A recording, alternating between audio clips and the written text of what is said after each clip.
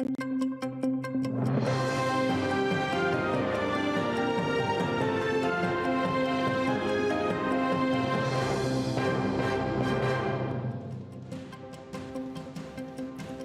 година, час новин на ТР. Ви дивитеся «Заман», 2 лютого, 1436 день анексії Криму. Студія Ескандер Маметов.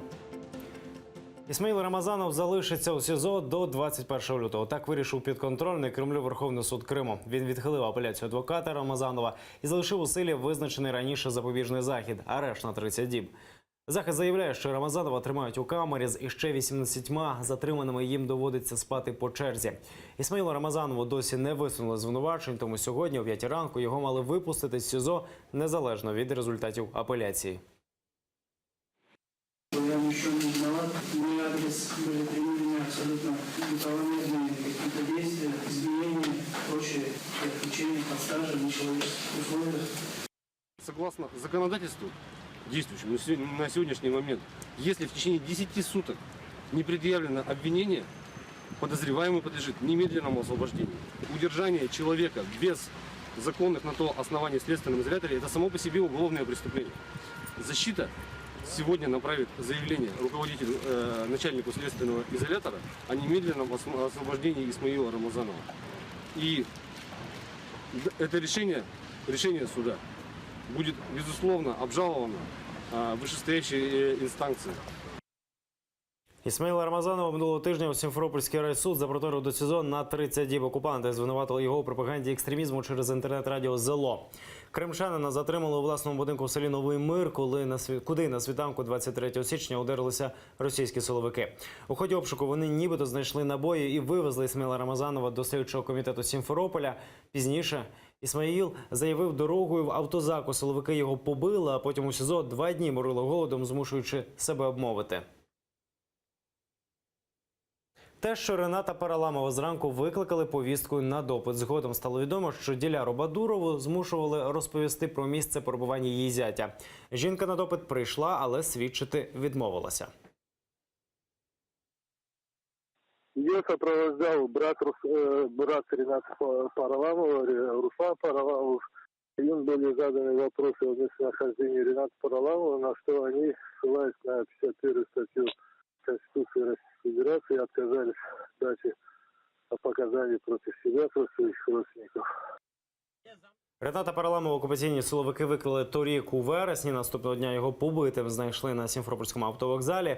Друзі таємно вивезли Рената до Києва, де він розповів про тортури у СІЗО, побиття і катування електрострумом. Зараз він на материковій частині України. Окупанти змушують і звинувачують його у пропаганді екстремізму, у тому числі у соціальних мережах.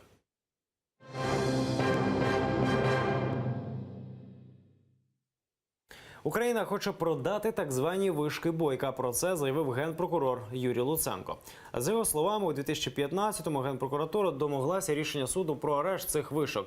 Їх передали до Агентства з управління викраденими активами. Фізично вишки знаходяться в акваторії анексованого Криму. Росія активно використовує їх для видобутку нафти та газу на Чорноморському шлейфі. Ці 2 бурові установи було придбано у 2011-му через сумнівний тендер – $800 мільйонів. Згодом аудит довів, що під час обрубки зникли $144 мільйони.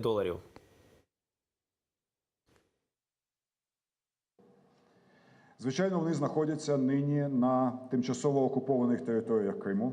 Проте це не завадить юридично продати їх будь-якій бажаючими суб'єкту, який може потім починати процеси по їх поверненню у власність із керівництвом окупаційної влади або Російської Федерації.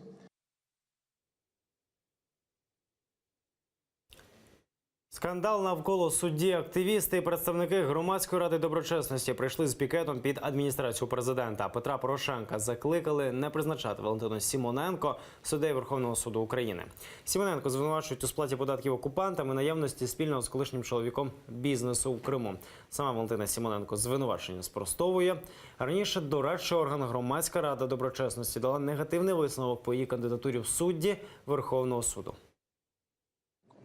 Проблема в тому, що пані Симоненко співпрацює з окупаційною владою Криму. Вона в 2015 році отримала індивідуальний податковий номер платника податків Російської Федерації.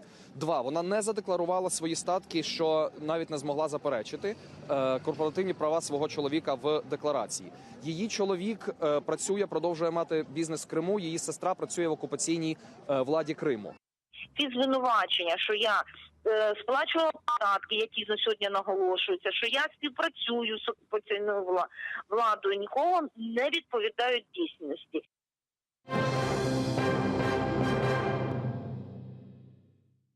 Росія є загрозою у західній півкулі. Так вважає державний секретар Сполучених Штатів Америки Рекс Тіллерсон. Про це він заявив в університеті штата Техас перед своїм турне країнами Латинської Америки і Карибського басейну. Він нарікає, що Росія продовжує підтримувати недружні штатам країни, у тому числі й військовими поставками. Russia's growing presence in the region is alarming as well. Росія збільшує свою присутність в регіоні, і це не може не турбувати. Ми маємо бути готовими протистояти заморським країнам, які не згодні із основоположними цінностями, які ми розділяємо у цьому регіоні. So do not reflect the fundamental values shared in this region. У мережі з'явилося відео, як російські Су-25 обстрілюють сирійські повстанці. Інцидент стався напередодні у східній частині сирійської провінції Ідліб. На кадрах видно, як російські винищувач ледь ухиляється від зенітного вогню повстанців з Джейш Аль-Насер. Російські Су-25 використовують у Сирії для підтримання у ближньому бої. Турецькі війська ліквідували у Сирії понад 800 терористів. Про це повідомляє Генштаб Збройних сил Туреччини. Спецоперація «Оливкова гілка» в Афіні тривала 12 днів. За цей час війська здійснили удари по 108 об'єктах бойовиків.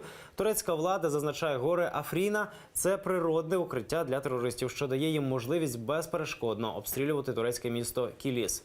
Операція «Оливкова гілка» розпочалася 20 січня. Бойові дії ведуть проти формувань курдів, сил народної самооборони та партії «Демократичний Союз».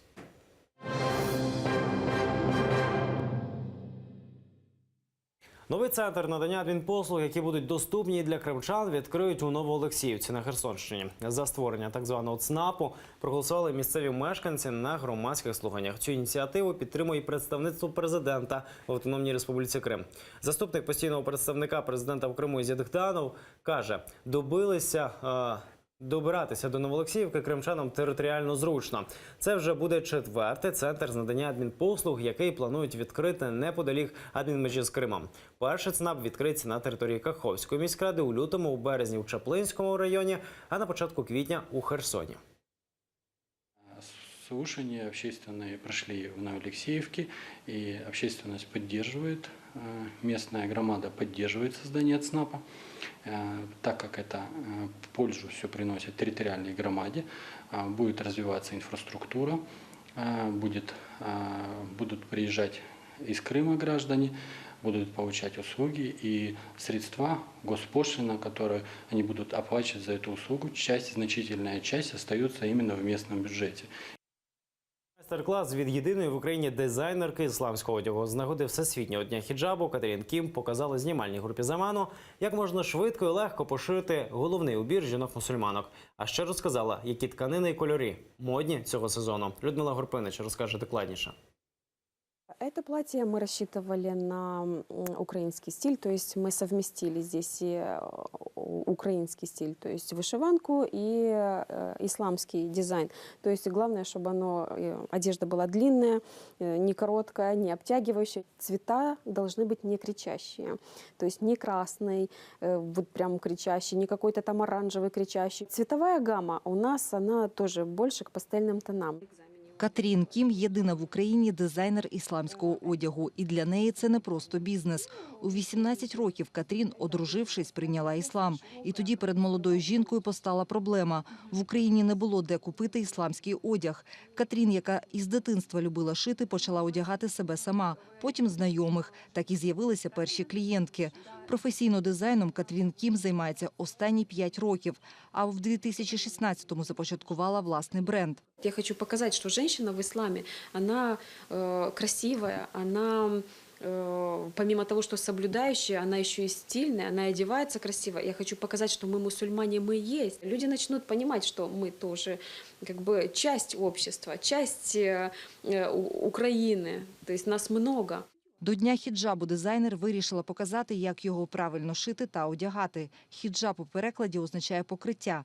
Він складається із шапочки, під яку мусульманки підбирають все волосся, та амірки, за якою ховають шию. По суті, це і є найпростіший хіджаб, каже Катрін. Хоча зазвичай жінки поверх шапочки і амірки покривають голову ще й хустиною. Як правильно одягати хіджаб, показує донька дизайнерки, 12-річна Софія. Лицо должно быть открыто, именно вот лобовая часть, щеки и до подбородка, чтобы шеи не было видно. И кисти рук. В исламе это норма, то есть это разрешено. Если закрывать лицо, это уже исключительно желание женщины. Хоча бренду Катрін Кім немає 2 років, дизайнерка вже встигла перемогти у всеукраїнському модному конкурсі Four Seasons і посісти 2-ге місце на всеукраїнському конкурсі New Fashion Zone з показом ділової моди для ісламських жінок. А ще у бренду Катрін Кім з'явилися представництва у Молдові та Фінляндії. Тепер дизайнерка мріє вийти на модний ринок Європи та Близького Сходу, аби одягати мусульманок у різних країнах світу. Людмила Горпинич, Максим Кондратенко, Заман АТР. Це всі новини на цю годину. Не пропустіть наступний випуск «Заман кримсько-татарського» менш ніж за годину. Далі на АТР. Аліна Блохіна з програмою «Бугунь». Залишайтеся з нами.